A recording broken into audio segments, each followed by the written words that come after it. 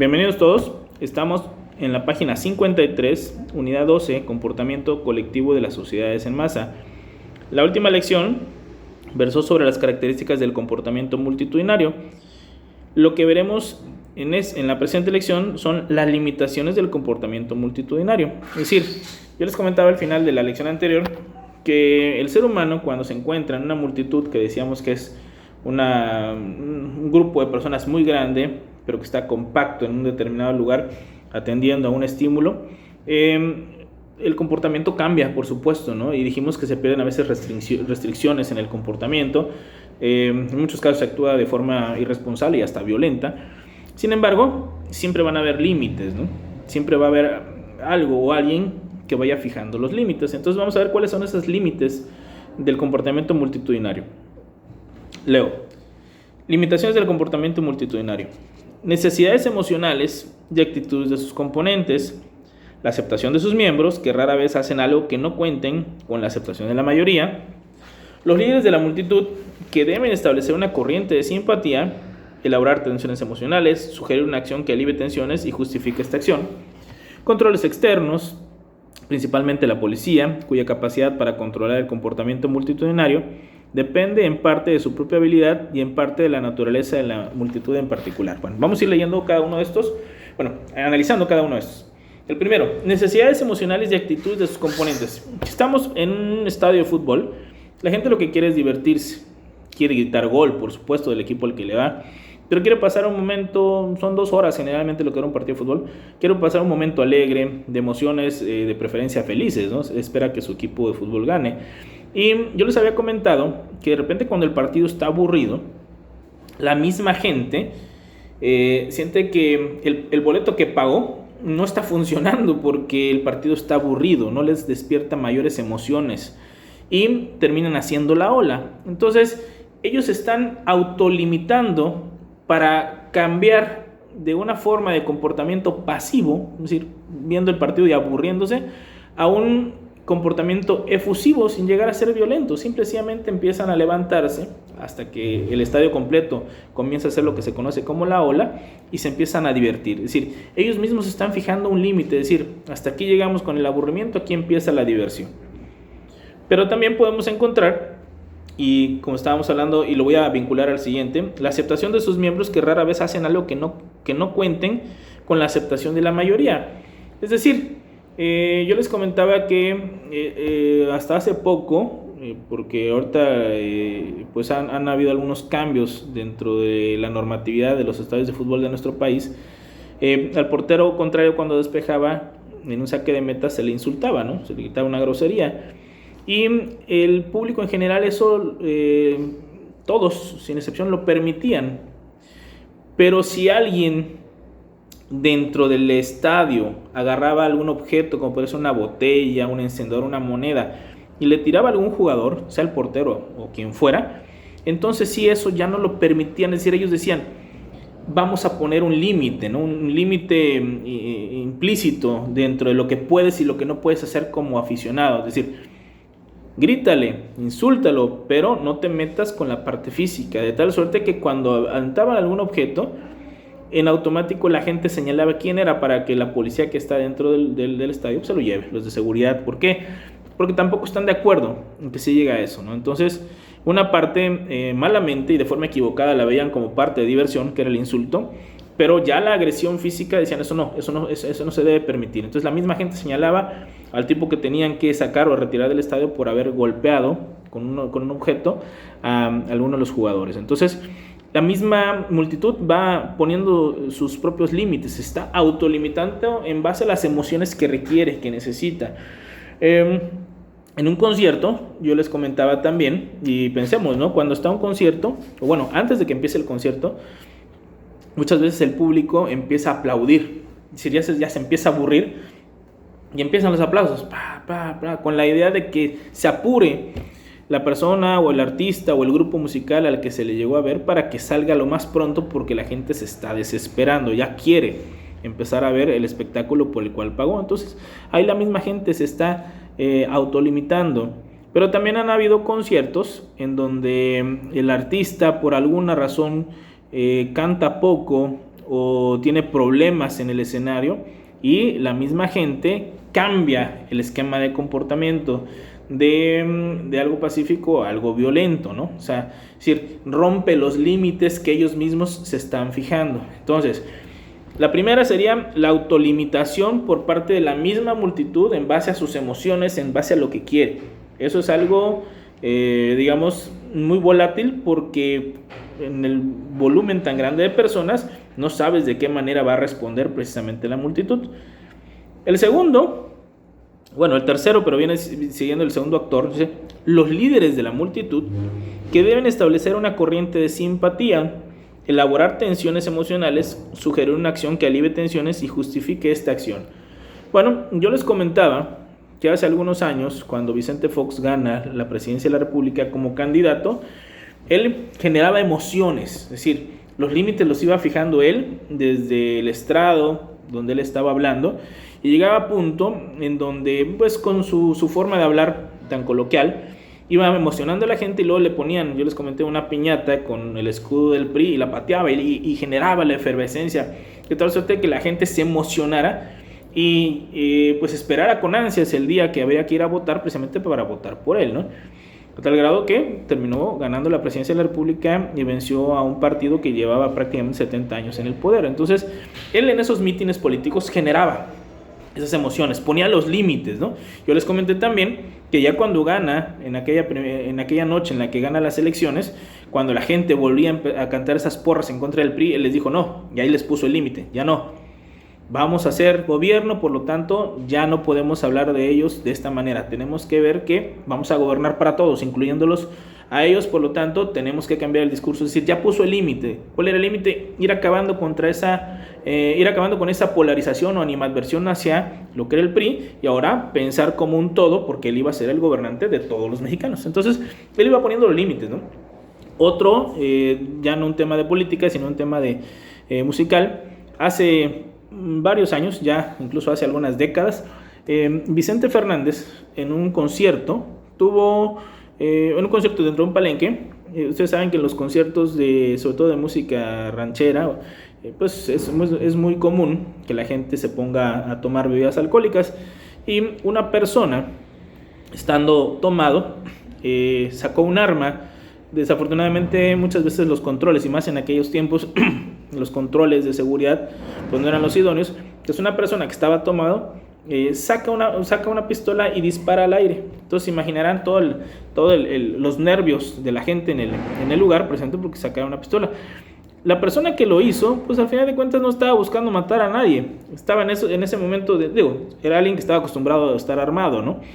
Y en su momento de algarabía, de emoción, por lo que estaba escuchando de las canciones, él saca una pistola y dispara al aire, ¿no? Por supuesto, esto es incorrecto e ilegal dentro de lo que es un palenque, por supuesto, y la gente pues empezó a tener el miedo normal. Pero aquí, y a eso voy con el tema de los líderes de la multitud, son los que van generando, los que van regulando, poniendo los límites. Lo que astutamente hizo el cantante, y yo creo que no ha sido la única ocasión, seguramente se le ha presentado en varias, y no solo a él, sino a diferentes cantantes más de este tipo de música, lo que hizo fue pedir que pararan la música, que la gente guardara tranquilidad, y le pidió precisamente a la persona que había disparado que bajara con él a cantar la canción. Es decir, lo vio que estaba emocionado, no le disparó a alguien, disparó hacia el techo. Entonces le dijo: amigo, deja tu pistola en la mesa y bájate a cantar acá la canción conmigo. Pues la persona que estaba tomada al escuchar la invitación del cantante al que fue a ver, pues emocionado, ¿no? Se baja, se va a cantar la canción con él. La gente pues ya queda más tranquila. Por supuesto, la pistola la dejó en la mesa, y en el momento que dejó la pistola en la mesa, los de seguridad llegan y se llevan la pistola, por supuesto. Vicente Fernández canta la canción con él, y después los de seguridad se llevan a esta persona, ¿no? Que estaba tomado, y pues ya para ver las consecuencias legales de la acción que él realizó. Pero lo que voy es que esta acción en específico fue delimitada por el líder de la multitud, es decir, al que fueron a ver, el que está controlando las emociones, ¿no? Esa es una situación, pero han habido otro tipo de situaciones dentro de un mismo concierto en donde ellos juegan con las emociones, ¿no? De repente habrán cantantes que a la hora que están cantando X o determinada canción, hacen que la gente la cante y ellos guardan silencio para que la gente se emocione y empiece a cantar una canción muy famosa. Entonces la gente sale motivada y sobre todo para efecto de un cantante y para lo que es su negocio, salen con ganas de volver a regresar algún día a ver un concierto de ese cantante o ese grupo en específico, ¿no? Entonces el líder de la multitud pues va fijando precisamente esas emociones. Y el último, precisamente cuando ya todo se sale de control, cuando el líder de la multitud ya no puede controlar, cuando la multitud en sí ya no se autolimitó, pues tiene que venir el control externo, que es precisamente la policía. Por ejemplo, de las situaciones multitudinarias más famosas o más recientes que hemos visto, se han dado, por ejemplo, en un estadio de fútbol, en un partido, ya tiene hace unos 4 o 5 años, un partido de fútbol en la ciudad de Guadalajara, entre los dos equipos de la ciudad, el Guadalajara y el Atlas. El Estadio Jalisco estaba lleno y en la porra, en la parte alta, el equipo que aparecía como visitante en ese momento era el Guadalajara. En la parte alta, donde estaba la porra del Guadalajara, empezaron a haber disturbios dentro de la misma porra, ni siquiera con los del Atlas, sino dentro de esa misma porra. Y en esa violencia que se empieza a suscitar entre ellos, llegan los policías a intentar calmar a los jóvenes que estaban peleando ahí, pero sacaron un estimado, eso fue después, de que eran aproximadamente 1,000 personas los que estaban en esa porra y que estaban haciendo, no todos, pero sí muchos de ellos, estos desmanes, y desafortunadamente rebasaban por mucho al número de policías, no de la zona, sino de todo el estadio, de tal suerte que cuando los policías, de entrada el policía estando en la parte baja y buscando controlar a alguien que está arriba, es mucho más complicado porque te tiran cosas, ¿no? Vimos en la televisión una gran golpiza que le dieron precisamente a estos policías, al grado de que algunos de ellos estuvieron en riesgo su propia vida dentro de los hospitales. Después uno salió muy afectado, sobre todo de uno de sus ojos, ¿no? Entonces, a raíz de esa golpiza que le dan precisamente unos, pues ni siquiera podemos decir aficionados, ¿no? O sea, personas desubicadas totalmente, a unos policías intentando controlar a un problema que se estaba dando multitudinariamente en ese estadio, se tomó la determinación en la Federación Mexicana de Fútbol de incrementar el número de policías para que no se vuelva a repetir un acontecimiento de esos. Siempre estará el riesgo, por supuesto, ¿no? Pero al incrementar el número de policías, sobre todo en partidos de alto riesgo, así le llaman, por ejemplo, los clásicos, ¿no? Cuando juega el Guadalajara del América, los Pumas del América, el Guadalajara del Atlas, Monterrey Tigres, es decir, partidos que saben que las aficiones son muy apasionadas y pueden llegar a la violencia, incrementan el número de policías precisamente para controlar a las multitudes. Si en determinado momento se salen precisamente de estos límites, de estos controles, tiene que venir el control externo, que es precisamente la policía. También en algunos momentos lo hemos visto en el tema de los granaderos, ¿no? En la Ciudad de México. A raíz del problema de los desaparecidos, los 43 desaparecidos de Ayotzinapa, se hicieron en el gobierno de Enrique Peña Nieto, se hicieron varias marchas cada día 26 de los diferentes meses. Se hacían marchas en las que pues era un reclamo, ¿no? hacia el gobierno de el paradero, ¿no? Que qué había sucedido con estos jóvenes de Ayotzinapa. Pero el asunto es que cuando terminaba la marcha, llegaban al Zócalo, se juntaba ahí una multitud y venían precisamente, o se leían las peticiones, las exigencias por parte de los padres de estos jóvenes. Pero en más de una de estas marchas, al final se acercaba un grupo de aparentemente jóvenes encapuchados que ya generaban actos de violencia, al grado de que quemaron alguna vez la puerta de Palacio Nacional, generaban desmanes. Es decir, una marcha que había sido pacífica terminaba siendo reventada o violentada en la parte final. Entonces, en alguna ocasión, y eso incluso lo vimos en televisión, pasó en señal de cable, se vio el actuar por parte de la policía, de tal suerte que cuando llegan los manifestantes al final, y ya venían estos grupos precisamente de choque, la policía en movimientos en forma de rombo fue dispersando a la multitud. Es decir, los granaderos con escudo, tolete y casco empezaban a hacer movimientos de rombo en donde entraban como si fuera una especie de cuchillo, ¿no? Y abrían a la multitud y luego hacían más rombos entre ellos mismos, de tal suerte que lo que estaba junto en algún momento con estos movimientos de los granaderos hacían que la gente se empezara a dispersar sin que ellos se pudieran dar cuenta, ¿no? O sea, los te estaban moviendo de un lado a otro y cuando venían a ver ya estaban dispersos. Ahí nos dimos cuenta precisamente que nuestras policías sí tienen una adecuada preparación y existe estrategia, tan existe que la vimos funcionar y funcionó bastante bien para evitar que en esa nueva manifestación pudieran haber habido más desmanes, ¿no? Entonces, esos son los controles que se pueden dar dentro de un evento multitudinario. Los límites. El límite que se va a fijar la misma multitud. Los límites que va a fijar el líder de la multitud, es decir, de quien estás o a quien vas a ver o al que estás buscando, el estímulo que estás buscando. Y la otra, los controles externos, que generalmente son la policía. Ahora, lo que viene a continuación son las formas del comportamiento multitudinario. Ya vimos cuáles son sus características, ya analizamos también cuáles son los límites del comportamiento multitudinario. Ahora lo que cabe revisar son precisamente de qué manera se puede dar el comportamiento multitudinario y dónde lo podemos encontrar, y vamos a dar ejemplos sobre todo para que lo podamos identificar bien. Formas del comportamiento multitudinario: auditorio, motín y pánico. El primero, auditorio, es en gran medida, pero no totalmente, una multitud de un solo sentido que responde a un estímulo único. Bueno, el auditorio es el que más hemos venido repitiendo ahorita, ¿no? Un concierto, o sea, toda la gente llega en multitud, se establece en un lugar, en un auditorio, en el Auditorio Nacional, en un palenque, un estadio incluso, que llegan a veces los artistas, y todos están respondiendo a un mismo estímulo, que puede ser un cantante, sea un solo cantante o un grupo. También el auditorio puede ser un partido de fútbol. Toda la gente llega y está respondiendo al estímulo de una cancha, dentro de la cancha, perdón. También un mitin político, ¿no? Hay diferentes políticos que llenan estadios, bueno, entonces, o llenan parques. Toda la gente se concentra en un lugar y está respondiendo a un mismo estímulo.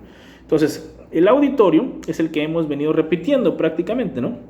Es la forma en que la gente responde al estímulo del cantante, del político, de los deportistas, y pues en base a eso se van generando las emociones, ¿no? Motín.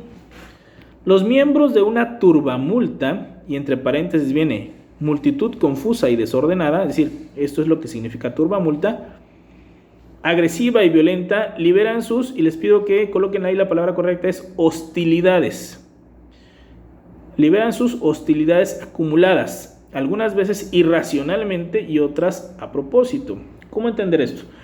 Estamos en una multitud, pero lo que va a pasar es que se va a tornar violenta porque los miembros de la multitud van liberando, como dice acá, sus hostilidades, van liberando violencia, van liberando resentimiento, corajes, temas emocionales contrarios a lo pacífico, que empiezan a soltar, a liberar de diferentes formas, y se da lo que habíamos hablado del contagio social. Se empieza a contagiar eso y termina en lo que se conoce como una turbamulta, que es precisamente la multitud confusa, desordenada, pero generando violencia, generando desorden.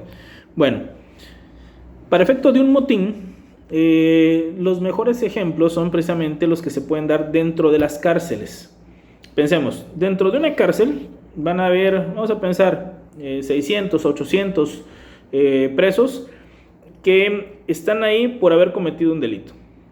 Estas personas, por estar ahí, ya podemos pensar que obviamente lo que traen es un gran coraje de estar privados de su libertad, en su mayoría, ¿no? Seguramente no todos, ¿no? Pero la gran mayoría están molestos, están estresados. Muchos de ellos son gente violenta porque obviamente por diferentes delitos están en la cárcel. Repito, no todos, pero muchos sí lo son. Y tienen que haber carceleros, tienen que haber personas que dirijan la cárcel. Y estos carceleros pues ponen disciplina. De repente tienen que sancionar a los reos de manera individual si hacen o cometen alguna acción que rompa la disciplina de lo que es una cárcel. Pero pensemos, y lo hemos visto en televisión, cuando se amotinan lo que son los presos, es decir, molestos por alguna acción que realizó el que se encarga de la cárcel, o alguna acción realizada por los policías o los celadores, los que cuidan precisamente la cárcel. Ya no hay una reacción de uno solo, sino de repente reaccionan en bloque. todos o casi todos, y empiezan a golpear a los carceleros. El carcelero tendrá armas, pero contra tantos es difícil. Entonces, el amotinamiento es cuando entre todos empiezan a agredir. Y en esa agresión, y en muchos de los amotinamientos que hemos visto en televisión, se da porque dentro de la misma cárcel hay grupos contrarios. Alguna vez les hablé de las pandillas que hay dentro de las cárceles, que estando dentro de la cárcel, pues la violencia se torna todavía más fuerte, ¿no? Porque no, pues ahí los tienes concentrados, no van a salir. Entonces, empiezan los grupos contrarios a violentarse, hay un pleito entre los carceleros, pero son demasiados. Entonces, un amotinamiento implica es una turbamulta, un desorden, violencia, en donde para controlarlo generalmente solamente se hace a través de policía, pero que rebase en número o con un gran número de efectivos para poder pues calmar la violencia que está dando dentro de una cárcel. Entonces, los amotinamientos más comunes se dan precisamente dentro de las cárceles. También los amotinamientos se han dado dentro de las embarcaciones. Dentro de un barco en alta mar, si el capitán de pronto está tomando decisiones que no le gustan a todos los tripulantes, llegan momentos en donde la gente se rebela, pero recuerden que están en medio del mar. Entonces, para que pueda venir un cambio de órdenes, generalmente tiene que venir una revuelta, una rebelión en contra del que la está tomando o del grupo que la está tomando. Entonces, en las épocas de piratas, hemos visto varias películas en donde se da esto.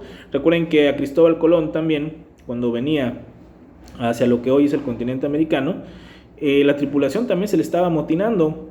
¿Por qué? Porque como no encontraban el territorio que ellos en general buscaban, y estaban pasando ya los días y se estaban terminando los víveres y no encontraban el territorio, pues estaban ya muchos con la idea de pues, matarlo, ¿no? Terminar matando al capitán y regresarse, porque no les estaba gustando las decisiones que había tomado, en este caso Cristóbal Colón, dentro de ese viaje. Entonces, los amotinamientos se pueden dar, repito, en cárceles, se pueden dar dentro de barcos, quizás son los más comunes, pero implica una turbamulta, es decir, una multitud confusa, violenta, que externa precisamente toda esta parte hostil que puede tener el ser humano. Y en el caso del pánico, y con eso vamos a concluir la lección del día de hoy, dice lo siguiente: la turba huye de una manera repentina y desordenada y expuesta a un peligro. Bueno, pensemos, estás en una situación multitudinaria y por alguna causa en específico sales con miedo. El pánico tiene un factor elemental, el factor miedo. Algo le genera miedo a la multitud. Pensemos, ejemplos reales. Hace algunos años en el estadio de fútbol del equipo Santos, que es de Torreón, Coahuila, de nuestro país, estaban en un partido de fútbol y de repente afuera del estadio se empezaron a escuchar balazos. Pero la gente que estaba dentro del estadio llegó a decir después que los balazos se escuchaban como si fueran dentro del estadio. Ya luego empezaron a detectarlo bien y era pues, en las inmediaciones del estadio, pero la gente en el norte, con el tema de la delincuencia organizada, pues tenía mucho miedo y lo que deciden hacer es todos moverse hacia lo que es dentro de la cancha. Ya no querían estar en las tribunas, en las gradas, porque de entrada creían que los balazos estaban dentro del estadio. O sea, el eco de los balazos lo hacía ver como que estuviera dentro del estadio. Entonces la gente empezó a abalanzarse sobre el estadio y terminaron todos dentro de la cancha. Los jugadores salieron corriendo hacia lo que son los vestidores. La misma gente estaba muchos tirados, acostados, pecho tierra dentro de la cancha por el miedo, obviamente, de ser alcanzados por alguna bala perdida.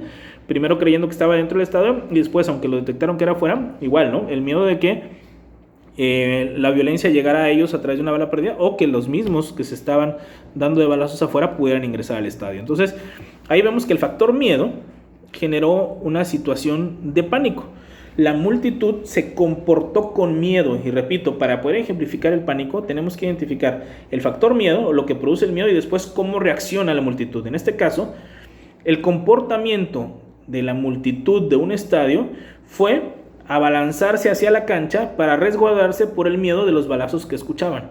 Entonces, repito, si yo les llego a pedir un ejemplo, no dirán cuando se escuchan balazos afuera de un estadio. Ok, eso sería nada más el elemento o el factor que va a generar el miedo. El comportamiento multitudinario consiste en que la gente, escuchando esos balazos, lo que hace es movilizarse, o en este caso se movilizó hacia la cancha por el miedo de ser alcanzado por una bala, y todos fueron o bajaron hacia lo que fue precisamente la cancha de fútbol. Ahora, otros ejemplos. Sé que nosotros hemos sufrido diferentes temblores, incluso ya terremotos, pero han habido temblores que suceden dentro de un cine. Entonces, cuando, imagínense, una sala de cine, no sé cuántas personas podrá albergar, hay diferentes dimensiones de salas, pero vamos a pensar que fueran, no sé, unas 400, 300 personas en una sala de cine. Estuviera una película de mucha taquilla, estuviera llena la sala, y de repente viene un temblor fuerte. Repito, olvidemos de un terremoto, un temblor fuerte. Con las luces apagadas, generalmente cuando se empieza a sentir un temblor fuerte, pues lo que hace la gente es empezar a intentar buscar la salida de emergencia. Si de por sí es complejo poder pasar dentro de lo que son los diferentes, las diferentes butacas o las diferentes filas de un cine, cuando hay alguien ahí sentado, se tiene que ir pidiendo permiso y a veces se pasa trayendo a la persona que está ahí. Ahora imagínense con el tema del miedo por un temblor. Generalmente lo que sucede ha acontecido, pero obviamente no lo podemos imaginar, quizá alguno de ustedes lo haya vivido, quizá no, es el hecho de que la gente, por querer salir, el factor miedo es eso, el temblor, pero el comportamiento viene precisamente en base a eso. ¿Qué es lo que termina haciendo la gente? Pues termina pasando por encima de otros, termina empujando o aplastando, y ahí sí, el miedo hace que no midan las consecuencias, si es una persona de la tercera edad, si es una mujer embarazada, si es un niño, no. El miedo hace que a más de uno los haga empujar, pasar por encima, saltar bancas, precisamente por buscar la salida más próxima y ponerse en resguardo dentro en lo que sería la calle. Entonces, el pánico lo genera el temblor, pero el comportamiento multitudinario es precisamente cuando la gente empieza a actuar de esta manera tan arrebatada, pasando por encima, empujando, lastimando, no con la intención de hacerlo, sino con la idea de salvaguardar su vida, saliendo lo más pronto posible de una sala. Otro esquema de pánico en la ciudad de Pamplona, en España, en los meses de agosto, si no me equivoco, seguramente este año no lo hicieron, pero en agosto lo que se hace es, se conocen como las pamplonadas. Recuerden que en España las corridas de toros son muy famosas, entonces son calles pequeñas, son prácticamente callejones de una ciudad, pues, una ciudad de la época, construida al estilo de las ciudades medievales, en donde las calles son muy pequeñas. Entonces lo que hacen es liberan en una parte de la ciudad a los toros que van a ser toreados por la tarde.